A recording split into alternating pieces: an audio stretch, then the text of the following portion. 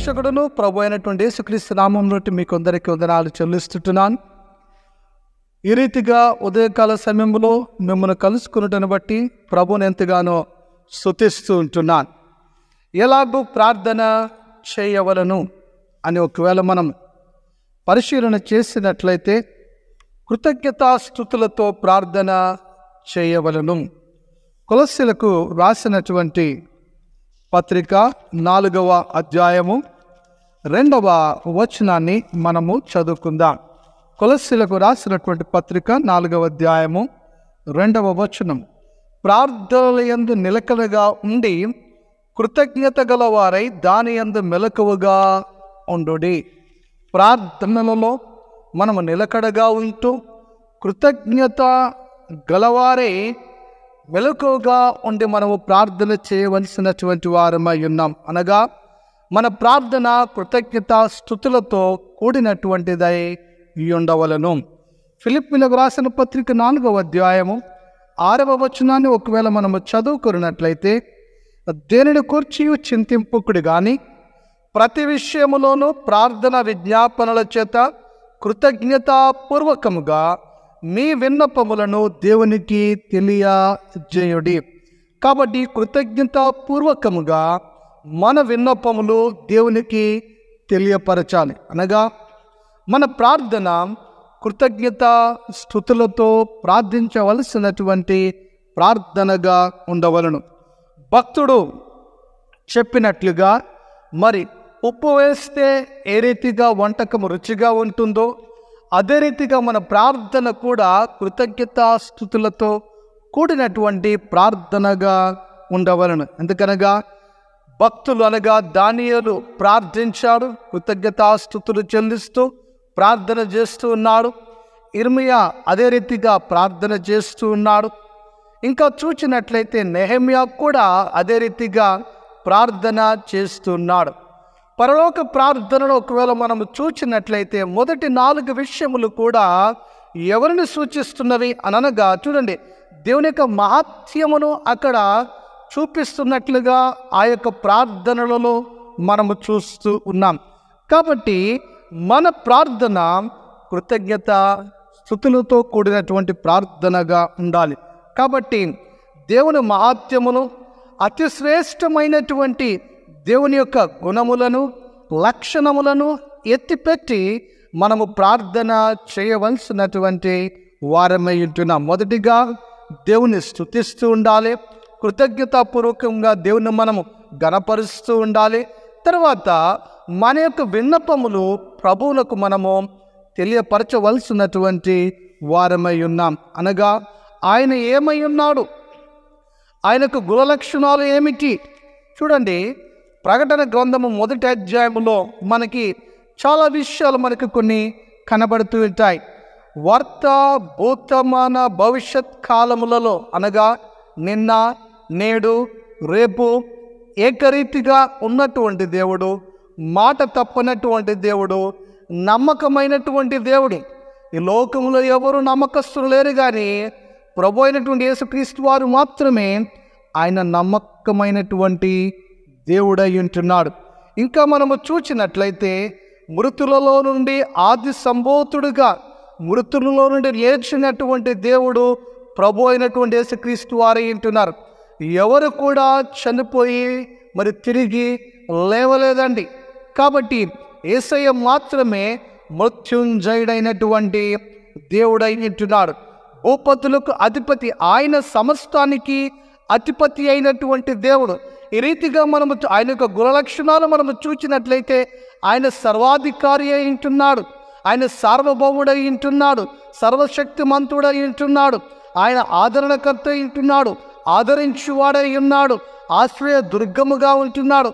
కాబట్టి ఆయన యొక్క గుణలక్షణాలను బట్టి ఆయనను మనము స్తుతిస్తూ ఆయనను గణపరుస్తూ దేవుడు మన ఎడల చేసినటువంటి మేలులను మనం ఏం చేయాలా? జ్ఞాపకం చేసుకోవాల్సినటువంటి వారమై ఉన్నాడు. ప్రభువారు మనకిచ్చిన రక్షణను బట్టి, ఆయన మనలను విమోచించినటువంటి విధానమును బట్టి, ఆయన మనకు అనుగ్రహించినటువంటి తన యొక్క వాక్యమును బట్టి, చూడండి, వాక్యము దొరుకుతున్నటువంటి దినాలలో మనం బ్రతుకుతున్నాం. దానిని బట్టి మనం ప్రభువుకు స్తుతించవలసినటువంటి వారమై ఉంటున్నాం. అనుకుందాం, ఒక 2000 సంవత్సరాల క్రితం, ఒక 1000 సంవత్సరాల క్రితం, లేకపోతే ఒక 1500 సంవత్సరాల క్రితం ఒకవేళ మనము పుట్టినట్లయితే ఇంతగా మనకి తెలిసేది కాదండి. ఎందుకనగా బైబిలు మన భాషలలో మనకు అర్థమయ్యేటట్లుగా మరి తర్జుమాలు మనకు వచ్చాయి. అటువంటి దినాలలో మనమున్నాం. మంచిగా దేవుని వాక్యాన్ని మనము చదువుకునే భాషలో మనకు దొరుకుతుంది. కాబట్టి చూడండి ఎంత మరి చక్కగా దేవుడికి మనకి అమర్చి ఉంటున్నాడో, అనుగ్రహించి ఉంటున్నాడో. దానిని బట్టి మనము దేవునికి స్తుతులు చెల్లించవలసినటువంటి వారమై ఉంటున్నాం. ఇచ్చిన సహవాసాన్ని బట్టి, ఇచ్చిన సంఘ సహవాసమును బట్టి చూడండి, చీకటిలో నుంచి ఆశ్చర్యకరమైనటువంటి వెలుగులోనికి ఆయన మనలను నడిపించిన విధానమును బట్టి, రాజులైనటువంటి యాజక ఎంతటి ధన్యతను దేవుడు మనకు అనుగ్రహించి ఉన్నాడో చూడండి. కాబట్టి మునుపు మనం ఏమై ఉన్నాం? ఎఫెసీయులకు రాసినటువంటి పత్రికలో మనము చూచినట్లయితే చూడండి, మునుపు మనము దూరస్థులమై ఉన్నాం. 2వ అధ్యాయంలో చూచినట్లయితే ఇప్పుడు మనము సమీపస్థులమయ్యాం, సమాధానపరచబడి ఉన్నాం దేవునితో. కాబట్టి మనము తండ్రి ఇంటికి చేరగలుగుతూ ఉన్నాం. ఎంతటి గొప్ప ధన్యత దేవుడు మనకు అనుగ్రహించున్నాడో. ఎందుకనగా ఇదిగో అక్కడ మనం చూస్తున్నాం, ఎఫెసీయులకు రాసిన పత్రికలో కూడా మనము చూచినట్లయితే మన మనోనేత్రములు వెలిగింపబడ్డాయి. ఈ యుగ సంబంధమైనటువంటి దేవత మన మనోనేత్రాలకు గుడితనాన్ని కలుగజేస్తున్నది. అయితే సువార్త అనే వెలుగు ఎప్పుడైతే మనకు ప్రకటింపబడ్డదో, సువార్త ఎప్పుడైతే మనకు తెలియపరచబడి ఉంటున్నదో, తద్వారా మన యొక్క మనోనేత్రములు వెలిగింపబడి నిత్య జీవానికి మార్గము యేసే అని గ్రహించి మనము ఆయన అంగీకరించి లోకములో ముందుకు సాగుతున్నాం. చూడండి ఎంత గొప్ప ధన్యత దేవుడు మనకు అనుగ్రహించినాడో. శిక్షకు, నిత్య నరకాగ్నికి లోనవుతున్నటువంటి మనలను దేవుడు వెతికి రక్షించి తన కృపలో భద్రపరుస్తున్నటువంటి విధానమును బట్టి మనము దేవునికి స్తుతులు చెల్లించవలసినటువంటి వారమై ఉంటున్నాం.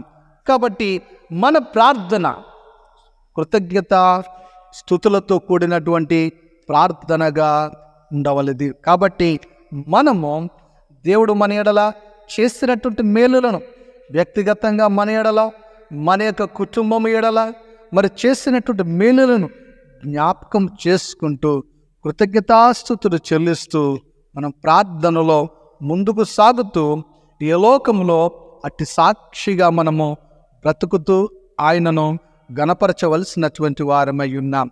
ఈ ఉదయకాల సమయంలో దేవుడు మన ఎడల చేసినటువంటి మేలులను జ్ఞాపకం చేసుకుంటూ ఇచ్చిన రక్షణను బట్టి, ఇచ్చినటువంటి విశ్వాస జీవితమును బట్టి, ఇచ్చిన సహవాసమును బట్టి, ఇచ్చినటువంటి వాక్యమును బట్టి, దేవుడు మనకు అనుగ్రహిస్తున్న ఆదరణను బట్టి, ఆయన మనకు అనుగ్రహించినటువంటి ఆదరణకర్తను బట్టి, ఆయన మన సర్వసత్యములోనికి నడిపిస్తున్న విధానమును బట్టి, ప్రతి దానిని బట్టి దేవునికి స్తుతులు చెల్లిస్తూ ఆ రీతిగా ఆయనను ఈ దినమంతటిలో మహిమపరిచే వారంగా ముందుకు సాగుదాం. అట్టి కృపతో దేవుడు మనల్ని నడిపించును గాక. ప్రార్థన చేసుకుందాం. ప్రభువా, మీ కొందరాలు చెల్లిస్తుంటున్నాం. మీరు మాకు ఇచ్చినటువంటి ప్రభువా మరి అనేకమైనటువంటి ఈవులను బట్టి, ప్రభువా మీరు అనుగ్రహించినటువంటి ప్రభువా మరి ఆత్మ సంబంధమైనటువంటి ప్రభువా మరి మేలులను బట్టి మీ కొందరాలు స్తోత్రాలు స్తుతులు చెల్లిస్తుంటున్నాం. అవును నాయన, బైబిల్ అందుబాటులో ఉన్న దినాలలో మేము బ్రతుకుతున్నాం. మాకు అర్థమయ్యే భాషలో చదువుకునే ప్రభువా మరి దినాలలో మేము బ్రతుకుతున్నాం. సంఘ సహవాసం ఇచ్చారు మా పిల్లలకు నాయన ప్రభా, మరి యవనస్తులకు నాయన ప్రభా సంఘ సహవాసం ఉంటున్నది.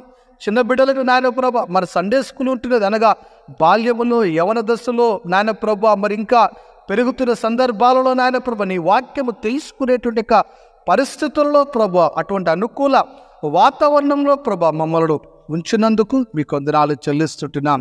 ఇటు అనుకూల పరిస్థితులను ప్రభా మేము నిర్లక్ష్యము చేయక ఉపయోగించుకొని ఆ రీతికి నీ వాక్యము ద్వారా నాయన ప్రభ మార్చబడి అటు శక్తితో ప్రభా ఈ దినమంతటిలో నిన్ను స్తుతించే సాక్ష్య జీవితాలను మాకు అనుగ్రహించమని యేసు నామమున అడుగుచున్నాము తండ్రి. ఆమెన్. ప్రభు అయినటువంటి యేసుక్రీస్తు యొక్క కృప మీ అందరికీ తోడయుండునుగాక. ఆమేన్.